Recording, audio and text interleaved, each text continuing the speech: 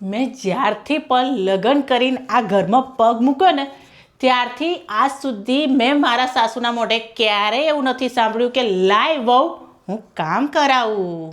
મારા સાસુને છે ને ગામે ગામે ફરીને વાતો કરવી હોય ને તો કંઈ ના થાય.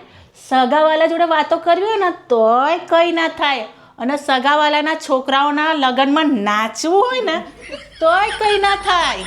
અને એમને જો 4 ધામની યાત્રા કરવાની હોય ને તોય કંઈ ના થાય. પણ જો ભૂલે ચૂકે ઘરનું કોઈ કામ બતાવી દીધું ને તો તેમને હાથ પગ માથું ગળું પેટમાં બધે દુખવા માંડશે. દર મહિને બીપી ડાયાબિટીસ બધાના જ રિપોર્ટ કરાવવાના અને દર મહિને છે ને ગોળીઓ પણ લેવાની. પણ તાકાત છે કે કોઈ બીમારી પકડાઈ હોય?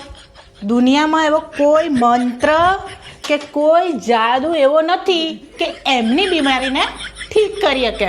એમના માટે તમે ગમે એટલું કરો અને એમના માટે તમે પોતાનો જીવ કાઢીને આપી દો ને તો પણ એ મારા થવાના નથી. એમના માટે તો છે ને પારકી વહુ જ સારી. પોતાની વહુ તો આજે ખરાબ કાલે ખરાબ અને આ જીવન ખરાબ. અને હા, જો હું ભૂલથી પણ પિયર જવાની વાત કરી દઉં ને તો ઘરમાં તો યુદ્ધ થઈ જાય. કહેશે કે તું પિયર જઈશ તો ખાવાનું કોણ બનાવશે? તો મારા લગ્ન પહેલાં આખો પરિવાર શું ભૂખ્યો મરતો હતો? આ છે સાસુ.